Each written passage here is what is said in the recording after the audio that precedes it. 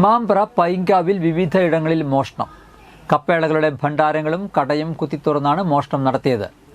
ഭണ്ഡാരപ്പെട്ടികളിൽ നിന്ന് മോഷണം പോയ തുക വ്യക്തമല്ല. കടയിൽ നിന്നും 15,000 രൂപയുടെ ഉൽപ്പന്നങ്ങൾ നഷ്ടമായി. 2 ബൈക്കുകളിലായി 6 പേരടങ്ങുന്ന സംഘം ലോക്കുകളും മറ്റും മുറിക്കുന്നതിനുള്ള കട്ടർ ഉപയോഗിച്ചാണ് മോഷണം നടത്തിയതെന്ന് കരുതുന്നു. പുലർച്ചെ 3:15 മോഷണം നടത്തിയിരിക്കുന്നത്. 5 യുവാക്കളും ഒരു പെൺകുട്ടിയും സംഘത്തിലുണ്ടായിരുന്നു. മാമ്പ്ര പൈൻകാവ് കപ്പേളയും അതിനോട് ചേർന്നുള്ള പട്ടമ്മാടി ബെന്നിയുടെ PP സ്റ്റോഴ്സും 50 മീറ്റർ ദൂരെയുള്ള മറ്റൊരു കപ്പേളയും ഇവർ കുത്തിത്തുറന്നിട്ടുണ്ട്. മോഷണം നടത്തണമെന്ന ലക്ഷ്യത്തോടെ ആയുധങ്ങളുമായി എത്തിയ ഇവർ നിമിഷങ്ങൾക്കുള്ളിലാണ് 3 ഇടങ്ങളിലും മോഷണം നടത്തിയിരിക്കുന്നത്. പോലീസ് എത്തി അന്വേഷണം ആരംഭിച്ചു.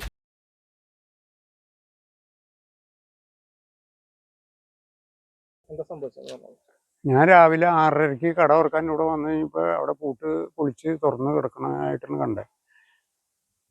അപ്പം തന്നെ മെമ്പറെ വിളിച്ച് വിവരം അറിയിച്ചു. മെമ്പർ വന്നു കഴിഞ്ഞപ്പോൾ മെമ്പർ നേരെ സ്റ്റേഷനിലേക്ക് വിളിച്ച് പറഞ്ഞു. പോലീസ് ഒരു 15 മിനിറ്റ് കഴിഞ്ഞപ്പോഴേക്കും പോലീസ് വണ്ടി വന്നു. എന്നോട് പറഞ്ഞ് രേഖാമൂലം പരാതി എഴുതി കൊടുക്കാൻ പറഞ്ഞു.